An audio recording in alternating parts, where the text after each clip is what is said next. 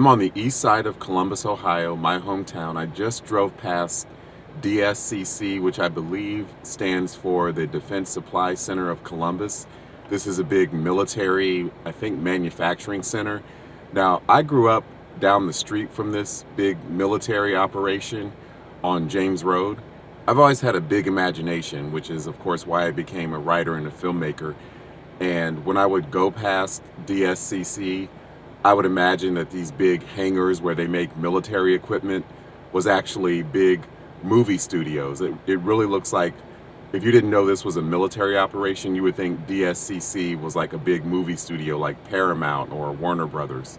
And driving past DSCC got me to thinking about how when I was a kid and I was dreaming about becoming a writer and a filmmaker, I saw myself as owning a big studio. I kind of saw myself in the vein of like Oprah Winfrey with Harpo Studios, or Prince with Paisley Park in Minneapolis, or of course Tyler Perry with his big movie studio complex in Atlanta. And that sort of got me thinking about the pros and cons of owning a movie studio or a big studio complex. Now, I don't own one. I've not gotten to the level where I could own a huge movie studio complex like Oprah had in Chicago back in the day with Harpo, or like Tyler Perry. But it sort of made me think about what are the pros and cons for those of us who are writers and filmmakers and have dreamt about like maybe owning our own studio. What are the pros and cons of having a big facility like that? So first of all, of course, the pros would be owning a studio with the name of your company or your own name on it is a status symbol, like having a big mansion. It just kind of says to the world, I've made it, I've arrived, I'm a force to be reckoned with in the entertainment industry. It could be a source of revenue. I know Tyler Perry rents out his studio to other production companies and even television networks to host award shows. So it can be a source of revenue beyond your own work.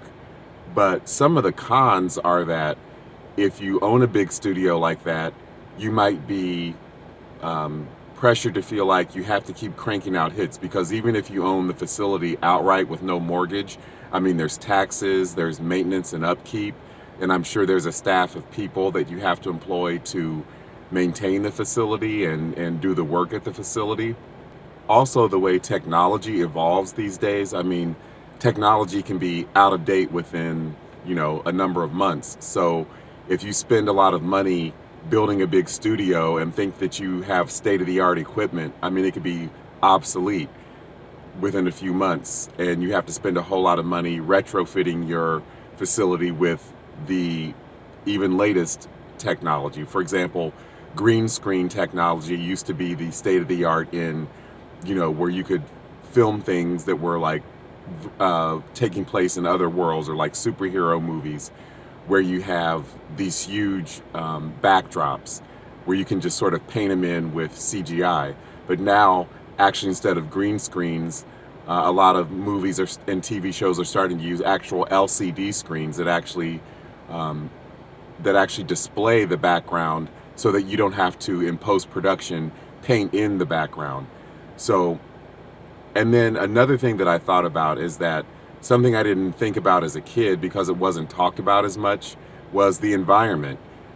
It's possible if you own a big movie studio complex that you'd have a big carbon footprint. Like say 20 years ago, if I made it big and had built a studio, I would feel kind of obligated to try to reduce the carbon footprint. So I'm sure it would be very costly to try to install solar panels or try to retrofit the studio to be more environmentally friendly.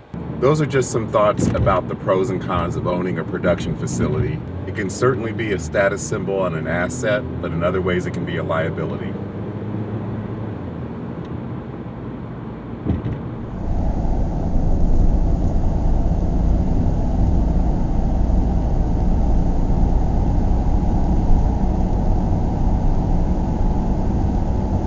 If you like this video, please leave a comment, share it, and subscribe to my channel.